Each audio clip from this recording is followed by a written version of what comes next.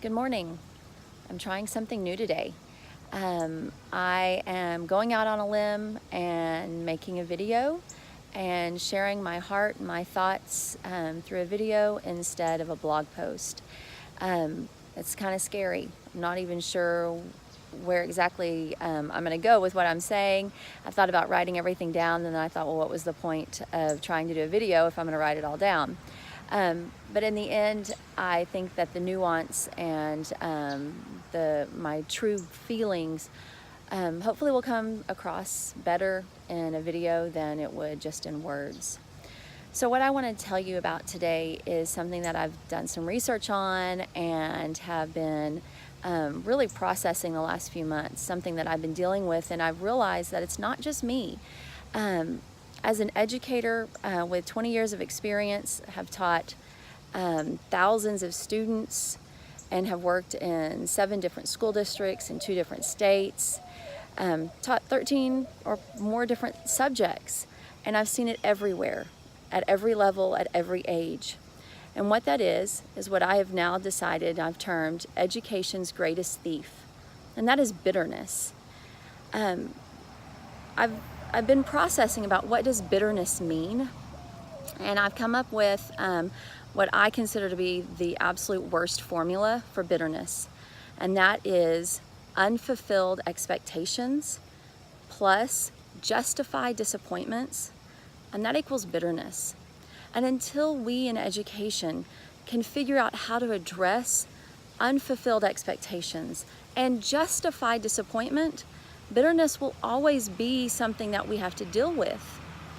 So what I've decided that I'm going to really work on this year is I'm going to tell myself that I don't have to live in unfulfilled expectations and justify disappointments. Those things will always happen. Those things are very much of where I am right now. But just because I have those things, bitterness doesn't have to take root. Because believe me, right now, it could be very easy for me to live in that bitterness and let that color my world and the way I deal with my family and my friends and my students. So what I'm doing is, after reading this really great book called 13 Imperfections, The Joy of Imperfections, is I'm taking the opportunity to be courageous, stepping up and naming the problems. I'm going to deal with my issues with compassion and with others with compassion. And I'm going to take that opportunity then to connect to others. So if you haven't read the book, The Joy of Imperfections, you should do so.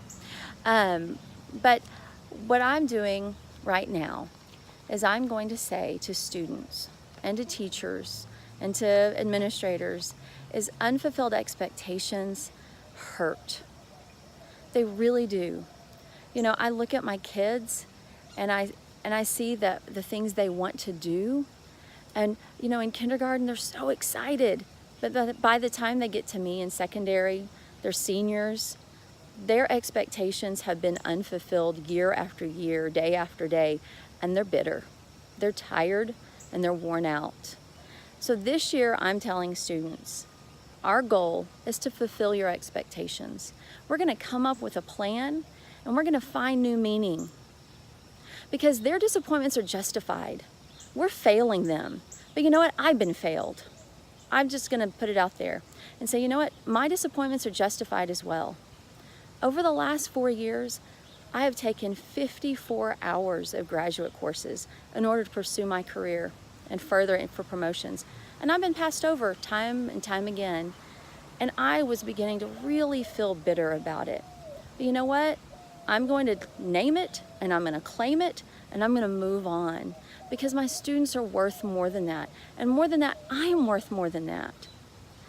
So this year, what I'm asking you is to allow yourself to feel your unfulfilled expectations and your justified disappointments, and then move on and say that those things combined together will not define you, will not define us in education, and not define our future. Because bitterness has taken hold of education and so much of the world in general. And what we do is too important to allow that. So there you go. There's my heart. And I hope maybe my processes might help you. Thanks.